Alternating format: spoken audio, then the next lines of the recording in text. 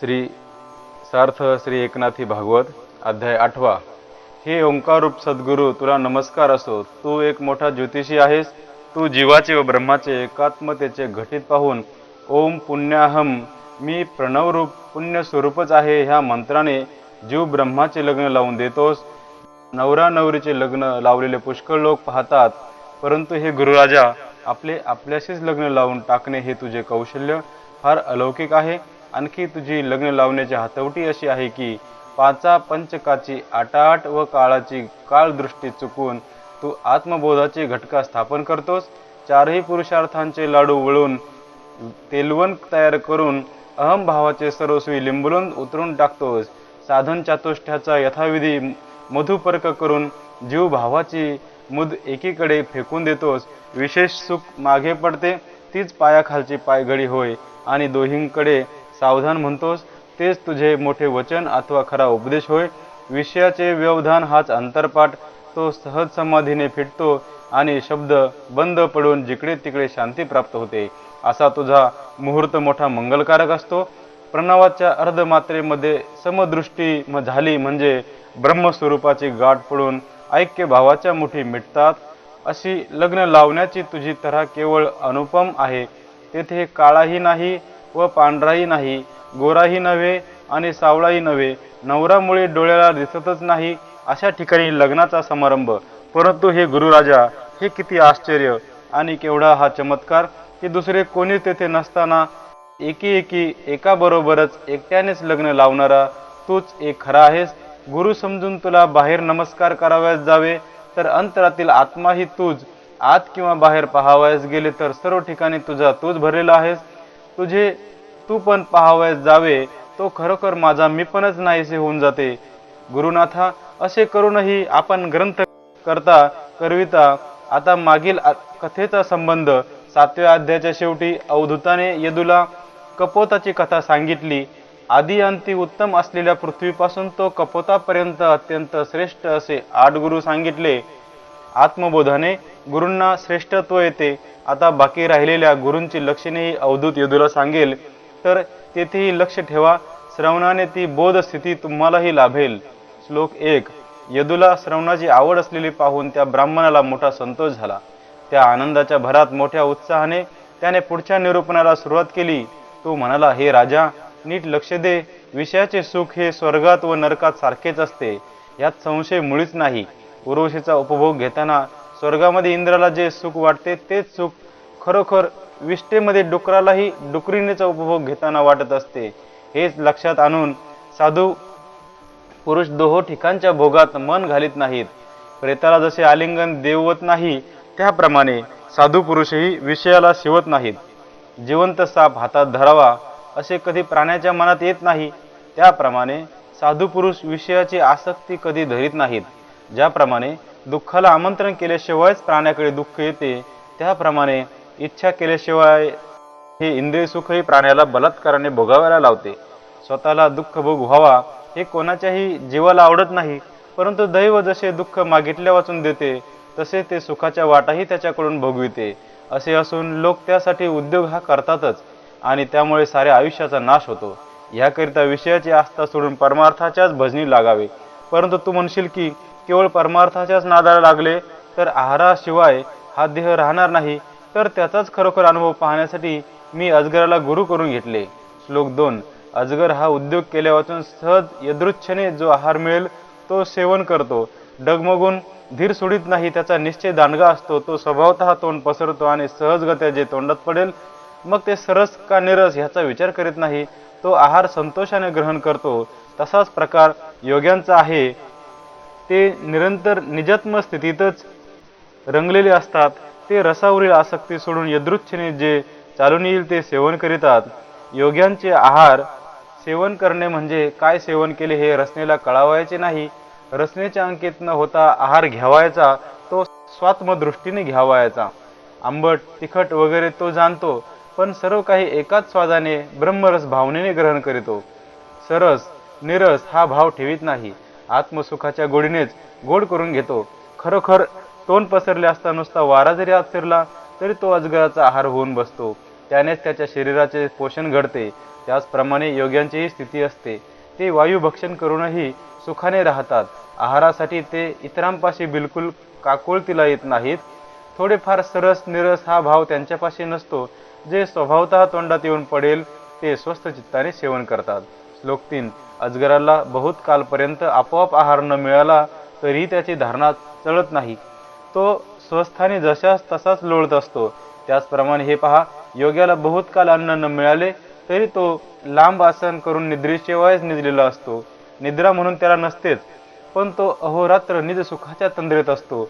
बाह्य उपाय म्हणून काही करीत नाही. नशिबाने जे भक्ष्य देहाला मिळेल ते, ज्या ज्या वेळी जे जे नशिबी असेल ते ते त्या त्या वेळी मिळेल ह्या निश्चयाने त्याचे ज्ञान मलिन होत नाही. निजात्म बोधामुळे त्याची धारणा ढळत नाही. श्लोक 4. अजगराची शक्ती अचाट, देह व पराक्रम प्रचंड असतो, परंतु उद्योगाची धामधूम म्हणून काही करीत नाही. आपला तोंड पसरून पडलेला असतो. योगीही केवळ तसाच असतो. त्याला शरीर सामर्थ्य असते, त्याची बुद्धीही मोठी कुशल असते व त्याचे इंद्रिय बलही चांगलेच असते, पण तो आहाराची कल्पनाच मुळी मनाला शिव देत नाही.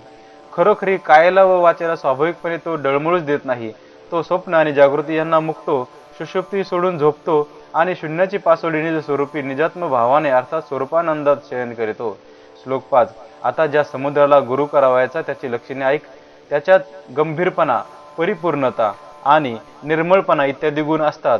समुद्र सदोदित सुप्रसन्न असतो, तसा योगीही सर्व काळ प्रसन्नमुख असतो.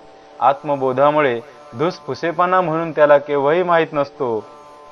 नद्यांचे गढूळ पाणी येऊन मिळाले तरी समुद्र गढूळ होत नाही, तो अगदी निर्मळच असतो. तसाच योगी सुद्धा नाना प्रकारचे कर्मे करीत असूनही सदोदित निस्त्रस्त शांत अथवा अलिप्त असतो. समुद्र जसा जळाने गंभीर तसा योगी स्वात्मानुभवाने गंभीर असतो. तो जसा मर्यादा उल्लंघित नाही तसाच योगीश्वर गुरु आज्ञेचे उल्लंघन करीत नाही. समुद्रात भलत्यास शिरवत नाही, तो पाणी व लाटा ह्याखाली बुडवून टाकतो. तसाच योगीही भाव धरून त्याचपाशी गेल्यास त्याच्या जन्ममरण रूप संसाराला बुडवून टाकतो.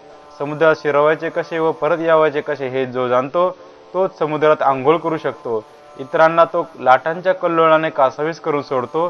तशीच योग्याची संगती भलत्या सलत्याला व्हावायची नाही. ते आपभयाने आपोआपच भीत असतात. भाविकांनाच तो सुसेव्य असतो. मोठा धनवंत झाला तरी कोणत्याच उपायाने त्याला समुद्राचे उल्लंघन करवत नाही. त्याप्रमाणे देव, राजे, मनुष्य किंवा किन्नर ह्यासही योगीश्वरांचे उल्लंघन करवत नाही. समुद्रात मळ राहत नाही, लाटांबरोबर तो दूर फेकून देतो. त्याचप्रमाणे योगाच्या ठिकाणीही ध्यानाच्या योगे करून निश्चयाने मळ राहत नाही. ताम्रपर्णी नदी समुद्राला जाऊन मिळाली तो ती तेथे मुक्त खान म्हणजे मोत्याची खान होऊन बसली. तशीच योग्याला श्रद्धा येऊन मिळाली व तीही तेथे मुक्त खान म्हणजे मुक्तीची खान होऊन बसली. जो समुद्रात बुडी देऊन राहतो त्याच्या हातास नाना प्रकारची यत्ने लागतात. त्याचप्रमाणे जो योग्याशी समरसून जातो त्याच्या पायावर ज्ञानरत्ने येऊन पडतात. ज्याप्रमाणे समुद्राची मर्यादा कधी कोणाला करवत नाही, त्याचप्रमाणे योग्याची मर्यादाही वेदांना व शास्त्रांना करवत नाही. समुद्राचे पाणी ज्याप्रमाणे प्रवाहरहित निश्चळ असते, त्याचप्रमाणे योगी हाही मृत्यूभयरहित केवळ निश्चळ होऊन राहिलेला असतो. समुद्राला केव्हाही प्रवाह म्हणून नाही, तो सदोदित जशाच्या तसाच परिपूर्ण. तसेच योग्यासही जन्ममरण नाही, तो सर्व काळ परिपूर्णच असतो. समुद्राची लक्षणे जुळविता जुळविता योग्याच्या ठिकाणी त्याहूनही विशेषपणा दिसून आला. ती योग्याची थोरवी आता तत्वतः सांगतो, श्रवण कर. समुद्राचे पाणी लाटांच्या खाली अत्यंत चंचल असते, परंतु योगी आतून शांत असतो. तळमळ की कल्पना काही नाही. समुद्र हा वरचेवर क्षोभतो, पण योगी कधीच क्षोभ पावत नाही. योग्याचे मन कशानेही उचंबळत नाही, तो सर्वदा योग बलाने सावध असतो. समुद्रास पौर्णिमा अमावास्यादी पर्व काळी भरती येते, पण योगी हा सदानंदाने, अक्षय निजानंदाने, स्वरूपानंदाने निरंतर परिपूर्ण असतो. समुद्रास चंद्रामुळे भरती ओटी असते, परंतु योगी हा स्वात्मानुभवाने सदोदित समज असतो. समुद्र हा सर्वांना खारट, तसा मात्र योगीराज नव्हे. तो सर्व प्राणी मात्रास मधुर, त्याचा बोधही मधुर व सत्य असतो.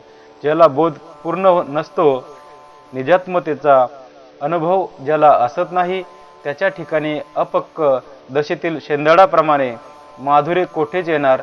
सागरावर मेघवृष्टी झाली असता ते जीवन फुकट जाते, पण योग्याचे मात्र तसे नाही. त्याची सेवा केल्यास तो ती मुळीच वाया जाऊ देत नाही. योग्याने यत्किंचितही सेवा ग्रहण केली तरी तेवढ्याने तो भव्य व्यथा निवारण करतो. यासाठी मुमुक्षु जनांनी सर्वथैव हरिभक्तांची सेवा करावी. श्लोक 6. पर्जन्य काळात एकूण एक नद्या अपरंपार पाणी घेऊन आल्या तरी त्या योगे समुद्र हर्षाने उचंबळत नाही किंवा तेने करून समुद्रात पाणी चढत नाही. ग्रीष्म ऋतू आला असता नद्यांचे प्रवाह बंद होतात, म्हणून त्याची खंत घेऊन तो नद्यांचा स्वामी काही ओसरत नाही. त्याचप्रमाणे योग्याच्या ठिकाणी नाना प्रकारची समृद्धी चालून आली तरी तो आपल्या ठिकाणी अहंता बाळगीत नाही व यत्किंचितही गर्व करीत नाही. बरे, ती समृद्धी गेली तरी त्याच्या अंतःकरणास खंती वाटत नाही. तो सर्व काल नारायणात्मक दृष्टीने सुखानंदातच नांदत असतो. श्रीमंतीत असला तरी मी श्रीमंत हा भाव त्याच्या मनात शिवत नाही. बरे, दरिद्री झाला तरी दरिद्रता योग्याला माहीतही नसते. श्रीमंती काय आणि दारिद्र्य काय या दोन्ही त्या चित्ताला सारखेच.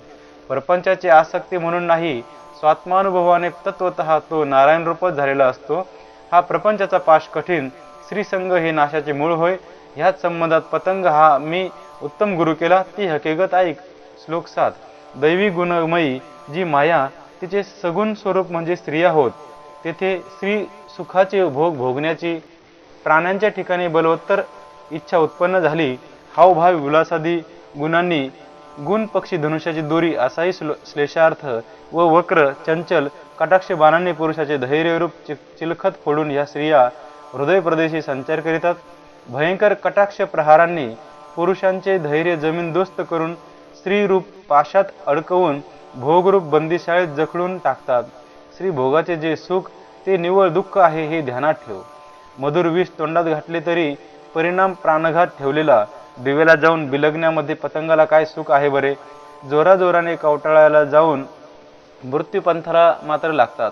पुढचा पतंग मेलेला पाहता तरी मागच्यांचा दिव्याच्या ठिकाणी जबर लोभ आहेच. त्याप्रमाणेच श्री कामाने एक फशी पडतात तरी पण दुसरे पतंग न्यायाने त्या विषयात आसक्त होतातच. ह्याप्रमाणे विवेकशून्य मूर्ख लोक श्री सुखाला लालचावतात, पण त्यांच्या संसर्गाने लोकांचा प्राप्त होणारे मरण मात्र काही केल्या चुकत नाही. दिव्याच्या रूपाला भुलून पतंग जळून तेलात पडतो, त्याप्रमाणे स्त्रियांच्या संगतीने निश्चयपूर्वक अंधतम नावाच्या नरकामध्ये पतन घडतेच. श्लोक 8. हे पहा, स्त्रिया, सोने, वस्त्रे, अलंकार व रत्ने ही लोकांच्या पतनासाठी मायेने निर्माण केलेली पडणी म्हणजे पत्नी आहेत. एक स्त्रीच आधी नरकात लोटते. सोन्याचा लोभ तर त्यापेक्षा जबरदस्त नरक. रत्ने आणि भूषणे ही सुद्धा तत्काल नरक कुंडात नेऊन घालतात. ही सगळीच अनर्थाची घरे एका स्त्रीच्या ठिकाणी एकवटलेली आहेत. तेव्हा अशी स्त्री दृष्टीत पडताच लोक कशाचे राहतात. अंगात अगोदरच पिशाच संचार झालेला, त्यावर आणखी दारू पाजली म्हणजे मग त्या मनुष्याच्या डोलण्याला आणि नाचण्याला जसा सुमारच नसतो, किंवा एखाद्या बाष्कळाच्या तोंडचे जसे भाकड पुराण, त्यात आणखी शिमग्याचा सण यावा, मग जी वाचेची विटंबना होते तिला आळा कोण घालणार. मदिरा ही आधीच सर्वांना भुरळ पाडणारी, त्यात आणखी मादक द्रव्य ती मध्ये मिसळले तर तो रस प्राशन केल्यावर ब्रह्माला जशी सीमाच राहत नाही, त्याचप्रमाणे मोहाचे अस्सल रूप तेच स्त्रीचे स्वरूप होय. त्यात आणखी वस्त्रे, प्रावरणे, अलंकार ह्याची भर. काजळ, कुंकू, अलंकार, वस्त्रे, तऱ्हेतऱ्हेच्या शालू पैठण्या वगैरेने स्त्री सुंदर शोभू लागते. तिच्यामध्ये मायाचे विकार फैलवून राहतात. ज्यांनी इंद्रिय दमन केले नाही त्यांनाच माया ताप देते, परंतु भक्ताच्या समोर ही कालत्रही उभी राहत नाही. ज्याची श्री गोविंदाच्या ठिकाणी अत्यंत भक्ती, त्याचा तो कृपानिधीच रक्षण करत असतो. भक्तांचे कसे रक्षण करतो म्हणाल तर हा आत्मा ही आत्मी असा स्त्री पुरुष भेदच मुळात नाही. तेथे भगवंत स्त्री रूपाने भासतो असा आत्मानुभव देऊन तो भक्तांचे रक्षण करतो. सुंदर स्त्री पाहून ज्याची विवेक दृष्टी नष्ट होते व आसक्तीपूर्वक उपभोगाला जे मिठी मारतात ते कोटीच्या कोटी दुःखे भोगतात. दिव्याच्या रूपातली झगमग पाहून पतंगाच्या ठिकाणी उपभोगाची लालसा उत्पन्न होते, म्हणून ते झपाट्याने झडप घालतात व अग्नीत जळून खाक होतात. अशा प्रकारे स्त्रीच्या रूपाने माया ही उपभोग लालसेने जीवांना भुरळ घालते. जे हरिचरणाला विमुख असतात त्यांनाच माया भुरळ घालीत असते. आता मधुकरीच्या भ्रमवृत्तीच्या लक्षाने मी भ्रमरासही गुरु केले. इतरास दुःख न देता आपला कार्यभाग साधावायचा असतो, त्याची लक्षणे ऐकून घे. श्लोक 9. भ्रमर हा फुलात शिरून फुल चुरडू देत नाही व आपला कार्यभाग तर साधून घेतो. अशी भ्रमराची बुद्धी चांगली असते. तोच प्रकार योग्याचा आहे. घरोघर घासभर भिक्षा मागून निर्वाह करीतो, गृहस्थांना ताप देत नाही. समर्थ किंवा दुर्बळ असा भेदभाव मनात मुळीच न आणता योगी केवळ प्राणधारणेपुरतीच भिक्षा मागतो. भ्रमर कमलीने शिरून परिमळाला लुब्ध होऊन बसतो. अस्तमाने कमल मिटते व तेच भ्रमरास बंधन होते. जो सुकलेले कठीण लाकूड भेदून जातो तो कोमल अशा कमलदलामध्ये कोंडून पडतो. प्रियकरीने दुखवेल म्हणून स्तब्ध राहतो, बाहेर निघण्याचा मार्ग शोधित नाही. त्याचप्रमाणे संन्यासी जर एकाच ठिकाणी आसक्त होऊन राहिला तर तेच त्याला बंधन होऊन बसते. तो विषयाच्या लोभात गुंतून पडतो. श्लोक 10. अगदी लहान फुल असले तरी तेथे सुद्धा भ्रमराचा अनादर नाही. त्यातही शिरून भ्रमर परिमळ सेवन करीत असतो. पूर्णपणे विकसित झालेल्या ज्या मोठ्या कमलिनी त्यांच्यातही शिरून तो सार अंश तेवढा घेऊन जातो. त्याचप्रमाणे योगीही नीटनेटका यथाशास्त्र असा पुष्कळसा विचार किंवा लहान मोठे तर्क करीत बसत नाही, फक्त सार तेवढे ग्रहण करीत असतो. वेदांतात सांगितलेल्या ब्रह्मस्थितीलाही तो यथोचित मान देतो. त्याचप्रमाणे इतर स्तोत्रादिकांत वर्णिलेल्या ब्रह्म व्युत्पत्तीलाही तितक्याच आदराने मानतो. पंडितांचे वचन मानतो. तसाच कोणी सामान्य माणूस जरी काही हिताचे भाषण बोलला तरी तेही अत्यादरपूर्वक मानून त्यातले सार ग्रहण करतो. पतीच्या अंतकरणात प्रेम उत्पन्न व्हावे म्हणून कुलवधू जशी सासू सासऱ्यांना मान देते, तसेच त्याच प्रेमास अनुलक्षून त्याच्या चाकर नोकरांचाही आदर करते. पाणी आणि दूध एकत्र झाले तरी ते जसे राजहंसाने निवडून घ्यावे, तसाच योगीही सारासार विचारपूर्वक सार अंश तेवढा ग्रहण करतो. सर्व प्राणीमात्रांच्या ठिकाणी भगवंताची भावना हाच मुख्य सारांश आहे हे ध्यानात ठेवावे. हे महाभाऊ, हीच निष्ठा म्हणजे हीच भावना ज्याला ठसली त्याला स्वप्नात सुद्धा अपाय माहीत नाही. ह्या भरलेल्या जगामध्ये जो सारग्राही असतो तोच योगी होय. ह्याप्रमाणे यदूला अवधूताने गुरुची लक्षणे सांगितली. पुढे अवधूत म्हणाले, हे राजा, मी 2 प्रकारच्या माशा गुरु केल्या, एक मधमाशी आणि दुसरी साधी माशी. श्लोक 11. अरे पहा की घरातली माशी साखरेच्या ढगावर बसली तरी आपल्या हातांनी साखर तोंडात घालते, परंतु तिच्याजवळ संग्रह मुळीच नसतो. हे संध्याकाळला होईल परंतु एवढे सकाळला खाईल असा वेगळा संग्रह काही माशीने केलेला नसतो. योग संन्यासाचीही तीच गती असते. मिळेल ती भिक्षा हातात घेऊन तोंडात घालावयाची, संग्रह म्हणून करावायचा नाही. हात हे भिक्षापात्र आणि पोट हेच साठवण, याहून वेगळे काही साठवण्यास घर किंवा स्वतंत्र भांडे म्हणून नाही. श्लोक 12. भिक्षूजवळ सकाळला किंवा संध्याकाळला अन्नाचा संग्रह म्हणून नसावा. संग्रह केला असता त्याचा नाश होतो. ह्याच संबंधाने मधमाशीला मी गुरु केले. नाना प्रकारच्या अवघड अशा ठिकाणी मधमाशी मधाचा संग्रह करते, परंतु मध नेणारे लोक जेव्हा येतात तेव्हा तो संग्रह तिच्या घातास कारण होतो. संग्रहाच्या खटपटीच्या लालसेने अवघड अशा कड्यांवर मोहोळ बांधतात. तशा अडचणीच्या ठिकाणी सुद्धा मध काढणारे लोक मधाच्या लालचेने कोडव व्यक्तीने रिघाव करतात. आणि पहा, मोहोळ जोडले म्हणजे माशांचाही फडशा पडतो. अशा प्रकारे संग्रहाचा प्रकार प्राणघातास कारण होतो. ह्या जगातला प्रकार पाहून भक्त, भिक्षू, योगी व इतर सज्जन यांनी बिलकुल संग्रहाच्या भरीस पडू नये, कारण परिणामी नाश हा ठेवलेलाच असतो. सत्कर्म आचरावे व शुद्ध धर्माचा संग्रह करावा हे वर्म न समजून धनाच्या लालसेने अधम लोक नाश पावतात. द्रव्य हे विनाशाचे फळ आहे, तसेच नाशाचेही मूळ आहे आणि विशेष नाशाचे विस्तीर्ण ठिकाण म्हणजे केवळ श्री होय, असे तू ओळखून राहा. जीविताच्या नाशाला मूळ म्हटले म्हणजे कनक आणि कांता यांची आसक्ती जो जो अधिक तो संसाराचे दुःखही अधिक. कनक आणि कांता ह्यांचा ज्याला मनापासून कंटाळा तोच जनामध्ये जनार्दन आहे हे तू खात्रीपूर्वक समजून ठेव. ज्याला स्वतःला आत्मसुखाची इच्छा आहे त्याने स्त्रियांचा संसर्ग ठेवू नये. ह्या संबंधाने मी विशेष करून मत्त हत्तीला गुरु केला. श्लोक 13. पहा की 60 वर्षे जगणाऱ्या मत्त हत्तीपुढे मनुष्य तो काय, परंतु ते हत्तीनीच्या अंगसंगाच्या इच्छेमुळे मनुष्याच्या बंधनात सापडतात. जो मनुष्यांना आपल्या दृष्टीसमोर फिरकूही देत नाही तो हत्ती स्त्रीनं त्या मनुष्याचा अंकित करून सोडला. त्यांच्या शब्दरस सरसा तो उठू बसू लागला व मस्तकावर अंकुशाचा मार घेऊ लागला. एवंच जे स्वधर्मनिष्ठ संन्यासी आहे त्यांनी संसार जिंकण्यासाठी स्त्रियांना पाहिले की ताबडतोब पळ काढावा. स्त्रियाचे दर्शन नको की त्यांच्याशी भाषण नको. स्त्री दृष्टीस पडली की लगोलग यत पलायहा करावे. पळता पळता पायाखाली काष्टाची पुतळी आली तरी शहाण्याने तिला स्पर्श सुद्धा करू नये, कारण निर्जीव स्त्री सुद्धा पुरुषाला ताप देते. अनिरुद्धाने उषा स्वप्नात पाहिली. स्वप्नात दोघांचा संग झाला. तो त्याला चित्ररेखेने धरून नेला आणि कृष्णासारखा त्याचा सखा असता बाणासुराने त्याला बांधून ठेविले. त्याला सोडविण्याकरिता श्रीहरी हा धावत आला असता त्याला शंकर आडवा आला. उभयतांचे शस्त्रास्त्रांनी तुंबळ युद्ध झाले.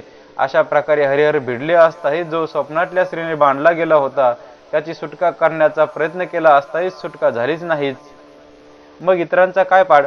पहा की खरोखर अनिरुद्ध कधीही बांधला जाणारा नव्हे असा त्याचाही जर स्वप्नातल्या स्त्रीने निरोध केला तर मग खरोखरीच्या स्त्रीने हाती धरले तर त्याची सुटका कशी होणार? स्वतःला पुरुष म्हणवितात आणि अखेर स्त्रियांच्या पायी लागतात. त्यांना मुक्ती कशी मिळणार? स्त्रियांच्या संगतीने पतनच ठेवलेले. श्लोक 14. गजराज हत्तींमध्ये क्रीडा करीत असतात. त्यावर दुसरे बलिष्ठ हत्ती चालून येऊन युद्ध करीतात आणि आपल्या अंगबळाने त्यास ठार करतात. त्या हत्तीस मारून त्या सर्व हत्तींनी प्रबळ हत्ती असतो तो भोगतो. एवज नाशाला मूळ कारण स्त्री. अहल्येच्या संबंधामुळेच गौतमाने इंद्राची विडंबना केली. भस्मासुराचाही नाश स्त्री संगतीनेच झाला. सुंदर अशा तिलोत्तमा स्त्रीला पाहून सुंद व उपसुंद हे सख्खे भाऊ खरे, पण स्त्रीच्या अभिलाषाने क्रोध खवळून ते आपले नाते पार विसरले आणि रणांगणात स्त्रीविरहाने दोघेही एकमेकांच्या प्रहाराने गतप्राण झाले. शेवटी स्त्री भोगही अंतरला. एवंच स्त्री हे मरणाचे मूळ हे ध्यानात ठेव. अशीच पूर्वकल्पातील एक कथा आहे. अवतारी श्रीकृष्ण नांदत असता त्याने शिशुपालाला सर्वस्वी ताप देऊन कांता हिरावून नेली. तात्पर्य देव काय, मनुष्य काय किंवा पशु काय यांच्या नाशाला मूळ एक स्त्री संगती. तिच्या संगतीने गृहावर आसक्ती उत्पन्न होते. कलह होण्याला स्त्री हे कारण असते. ग्राम्य स्त्रियांच्या संगती जाणे म्हणजे तर मरणाच्या दारीत जाणे होय. याकरिता मरण आले तर तरी ग्राम्य स्त्री समागम करू नये. आता वेश्येचा समागम केला असता विशेष नाश होतो आणि स्वपत्नीशी निरंतर रत झाले असता बाधकता नाही असे मात्र समजू नका. कारण एकसारखे स्त्री सेवन केले असता काम जोरावतो आणि उन्मत्त कामाने सर्वस्वी अधपातच होतो. तात्पर्य स्त्री समागम म्हणजे इतका भयंकर आहे. चुकून संग घडला तरी सुद्धा तो नरकात नेऊन घालील. नरकात घालील ही गोष्ट अगदी निश्चित. तिकडे उद्धाराची गोष्ट कशाला? ग्राम्य स्त्रिया तर पहा अगदी नरकरूपच आहेत. एक स्त्री आणि दुसरा अर्थ म्हणजे द्रव्य. हेच ह्या लोकातले भयंकर अनर्थ आहेत. यांच्या योगाने आपला खरा स्वार्थ म्हणजे आत्मप्राप्ती दूरच राहिली, पण अखेर प्राणघात मात्र होतो. श्लोक 15. हीन कपाळी मनुष्य आपणही खात नाही, धर्मही करीत नाही आणि घरच्यासही खाऊ देत नाही. मधमाशीप्रमाणे कष्ट करून साठा करीत असतो. मधमाशा मोठ्या सायासाने मोहोळ बांधतात आणि आत मध डबडबलेला असतो. तो पाहून जगाची नजर कोणत्या उपायाने ते घ्यावे म्हणून पाहत असते. मग झाडे झुडे, अरडी दरडी इत्यादी न जुमानता जागच्या जागी जग त्यांना जोडून काढते. अशा रीतीने ते मध काढणारे लोक मधाच्या कावडी भरतात व श्रीमंत लोक त्याची गोडी घेतात. माशा बिचाऱ्या मध खात नाहीत. बरे जे काढतात त्यांचे हात मधाने लिडबिडतात आणि श्रीमंत म्हणजे ज्यांना लक्ष्मीपती प्रसन्न असतो ते त्याचा स्वाद लुटतात. त्याचप्रमाणे कृपणाची संपत्ती यक्षासारखी होय. ना दान ना धर्मसंरक्षण. चोर मारहाण करून ती लुटून नेतात आणि चोरांनाही शासन करून राजा घेऊन जातो. जे कष्ट करून संग्रह करीतात त्यांना त्याचा उपभोग घडत नाही, त्याने तिसऱ्यांचीच धन होते. तेव्हा दैवगती विचित्र हेच खरे. गृहस्थ मोठ्या सायासाने अन्न तयार करितो, तेच संन्यासी काही कष्ट न करता आयते खाऊन जातो. त्या अर्थी दैव हेच प्रमाण ठरते. म्हणून जो दैवाच्या अधीन होऊन राहतो तो संग्रहाची लालसा धरीत नाही. तेथे दैवच सहाय्य असते, पण उगाच कृपणपणा करीतात. श्लोक 16. यातायातीने द्रव्य संपादन करून प्रपंचाचे साहित्य अशा नाना वस्तू जमवून गृहस्थ आपल्या भोगासाठी हौसेने त्याचे पाक तयार करीतो. तो आयत्या वेळेस एकदा अन्नार्थी ब्रह्मचारी किंवा संन्यासी तेथे अतिथी म्हणून आला असता तो त्या गृहस्थाच्या आधी पाक ग्रहण करून जातो. गृहस्थाश्रमी त्याच्या तोंडाकडे पाहत राहतो. ज्याप्रमाणे मोहळावरील माशांना पिटाळून लावून मध लुटणारा मध पितो, त्याचप्रमाणे गृहस्थाची स्थिती होते. सिद्ध झालेला पाक संन्यासी खाऊन जातात. वेळेस संन्यासी विन्मुख गेला तर सर्व पुण्य लयात जातात. यथाकाळी अतिथी आल्यास ते सर्वतोपरी धर्माचे रक्षण करीतात. अर्थसंग्रहात काय दोष असतो तो मी तुला तत्वतः सांगितला. आता मृगास निखालस गुरु केला तोही वृत्तांत श्रवण कर. श्लोक 17. ग्राम्य लोकांच्या गोष्टी किंवा ग्राम्य स्त्रियांची गाणी जो आवडीने ऐकतो त्याला निश्चय करून बंधन घडते. दिव्याकडे एकसारखे पाहत असताना घंटानादाने मृग बिचारा वेडापेसा होऊन समोरचे पाहिनासा होतो आणि सर्वथैव भाषांत अडकतो. वेश्यांचे गाणे ऐकून कोणाचे चित्त मोह पावत नाही. प्रत्येक जण मृगाप्रमाणे स्वार्थाने निखालस मोहित होऊन पडतो. ज्याला तपस्व्याचा मुकुटमणी म्हणतात, ज्याची व स्त्रियांची पूर्वी कधी भेट किंवा गोष्टही झाली नाही, तो ऋष्यभृंग एकदम स्त्री गीतामुळे भुलून गेला. श्लोक 18. विनेच्या तारेतून निघालेला मधुर झनत्कार कलावंतिनीचे गायन व नाच हे पाहून गळ्यास दोरी बांधलेल्या माकडाप्रमाणे पुरुष वश होतात. तो जो तपस्व्यांमध्ये अत्यंत श्रेष्ठ तपस्वी, हरिणीच्या पोटी जन्मास आलेला, ज्याला स्त्रियांचे दर्शन किंवा भाषण ठाऊक नव्हते, स्त्रियांना ज्याने पाहिलेली नाही, तो ऋष्यभृंग स्त्री दर्शनाबरोबर त्यांना तात्काळ वश झाला. तो स्त्रियांच्या मागोमाग धावला व त्यांच्या शब्दाप्रमाणे वागू लागला. गारुड्याचे माकड जसे नाचते त्याप्रमाणे स्त्रियांसंगती तो नाचू लागला. तरुणीच्या दर्शनाने वेडापेसा झाला. त्याच्या चित्तांत विवेक कसा तो राहिलाच नाही. तपाचे सायास विसरून गेला. पिता विभांडक ह्यासही विसरला. ब्रह्मचर्याचा संकल्पही विसरला आणि स्त्रियांच्या अनुरोधाने नाचू लागला. स्त्रियांच्या उपसर्गा एवढा उपसर्ग संसारात दुसरा कोणताही नाही. छे छे, स्त्रियांशी विनोदही कामाचा नाही. सर्वांसच स्त्रीसंग दुःखकारक आहे. ग्राम्य गाणे बिलकुल ऐकू नयेत, अगदी वर्ज करावे. खरोखर गोष्ट ही आहे की जेथे हरिकीर्तन असेल तेथील भक्तिगीत मात्र परमार्थ दृष्टीने श्रवण करावे. रामनाम ज्यातून वगळे आहे अशा प्रकारच्या ग्राम्य पुरुषांनी गायलेल्या गीतास ग्राम्य गीत असे म्हणतात. ते मुळी सुद्धा ऐकू नये. कौतुका खातरही तिकडे जाऊ नये. आता मासा गुरु करावयाचा त्याचीही लक्षणे ऐक. तो केवळ रसण्याच्या लोलुपतेने आपल्या प्राणाला मुकतो. श्लोक 19. अर्थसंग्रहाने जीवघात, स्त्रियांच्या संगतीने अधपात आणि रसनेच्या लोलुपतेने मृत्यू असे जीवाला 3 प्रकारचे घात आहेत. ज्याचे जिव्हा लौल्य जबरे आहे त्याच्या वाट्याला अनर्थच येतो. ती रसना कोटीच्या कोटी दुःखे भोगाव्यास लाविते. अशी रसनेची गोडी घातक आहे. रसनेला आमिषाची म्हणजे भक्ष्याची गोडी आणि त्या लालचीने मासा गळाला लावलेला घास गिळतो. तो लगेच गळ टाळू फोडतो व मग तडफडत बसतो. पाहावयास गेले तर विषयरूप रस उत्तम दिसतो, पण आत रोगरूप गळ गुप्त असतात. जे आसक्तीपूर्वक रसाचे सेवन करतात ते भवरोगाने तडफडत बसतात. गळाला अडकलेला मासा असतो तो धड जिता ना मेला अशा स्थितीत तडफडत असतो. त्याचप्रमाणे रोग जडलेला माणूस हाल अपेष्टा भोगीत पडतो. रसना लोलुपतेचा दोष असणाराला सुबुद्धी कोठून येणार? केवळ विषयांच्या संसर्गाने तो निश्चय करून अनंत जन्म मरणे भोगीत राहतो. केवळ रसविषय सेवन केल्यामुळे कोटीच्या कोटी जन्म भोगावे लागतात असे घडणार नाही म्हणशील तर हे राजा, ती उपपत्ती सांगतो ऐक. इंद्रियांचा सजीवपणा हा सर्वथैव रसनेवर अवलंबून असतो. रसनेच्या द्वाराने रस ग्रहण केला असता इंद्रियांना उन्मत्तता येते.